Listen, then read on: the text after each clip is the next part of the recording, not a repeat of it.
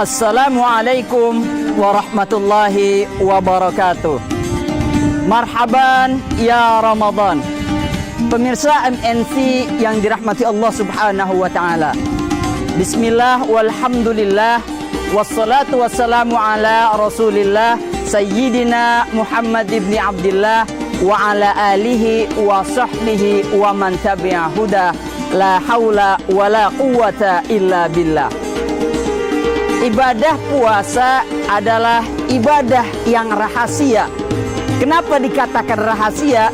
Sebab ibadah puasa sejatinya hanya Allah Subhanahu wa ta'ala dan diri kita sendiri yang tahu. Kalau ibadah-ibadah yang lain, misalnya ibadah sholat, orang tahu kita udah sholat atau belum. Ada gerakannya, ada bacaannya. Membaca Al-Quran misalnya, orang tahu kita sudah baca Al-Quran atau belum. Kualitasnya pun orang tahu, mana yang baik, mana yang buruk, mana yang benar, mana yang salah. Orang bisa mendengarnya. Sedekah misalnya, orang tahu kita sedekah atau belum. Ada penerimanya. Bahkan kadang-kadang di beberapa masjid diumumkan, telah kami terima amal jariyah 2 juta rupiah dari Fulan bin Fulan misalnya. Disebutkan ya, apalagi misalnya ibadah haji. Satu kampung orang tahu kita udah haji atau belum. Sebab apa? Ada walimahnya, ada syukurannya. Namanya walimatus safar. Bahkan setelah pulang dari haji, orang-orang kemudian berkunjung ya, menziarahi ke rumah orang yang habis pulang dari tanah suci untuk minta doa, minta barokahnya. Artinya apa? Ibadah-ibadah yang lain orang tahu kita sudah ibadah atau belum. Namun kalau ibadah puasa, siapa yang bisa jamin kita puasa atau belum? Seorang puasa atau tidak? Misalnya seorang karyawan ketika pulang dari kantor, dia tidak langsung ke rumah, dia mampir dulu ke rumah makan. Siapa yang bisa jamin?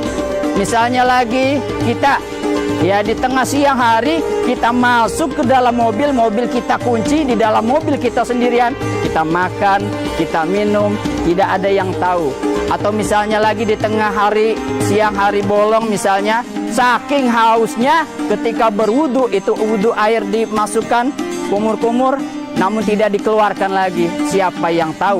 Hanya Allah Subhanahu wa ta'ala dan diri kita yang tahu seberapa bagusnya ibadah puasa kita. Nah, oleh karena saking rahasianya ibadah puasa, maka Allah Subhanahu wa ta'ala juga merahasiakan pahala ibadah puasa.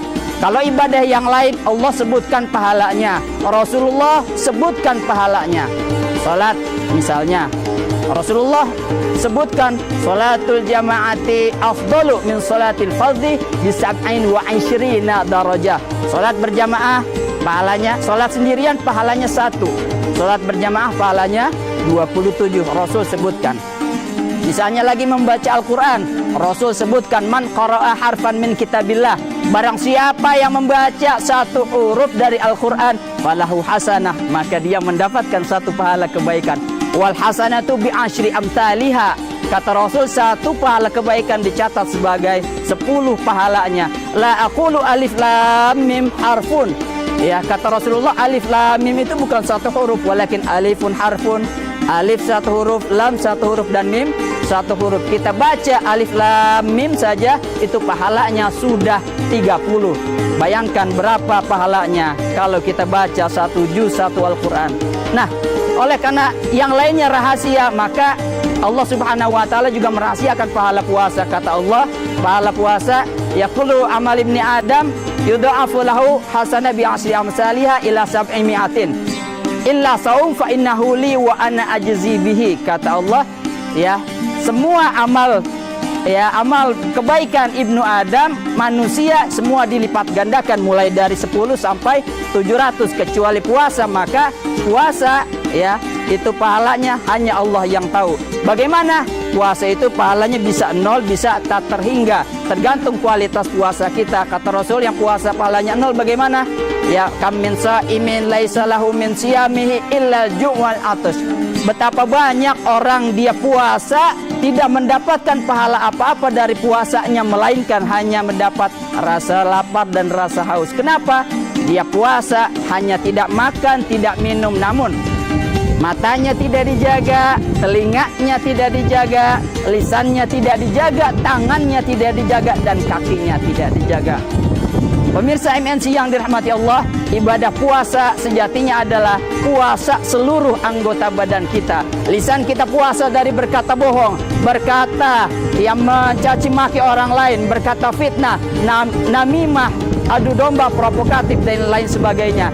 Juga termasuk ghibah. Telinga kita juga puasa dari mendengarkan hal-hal yang diharamkan oleh Allah Subhanahu wa taala. Oleh karena itu, mudah-mudahan kita bisa menjadikan puasa kita yang berkualitas, yang besar nilainya di sisi Allah Subhanahu wa taala. Wallahul muwaffiq ila aqwamit thariq. Wassalamualaikum warahmatullahi wabarakatuh.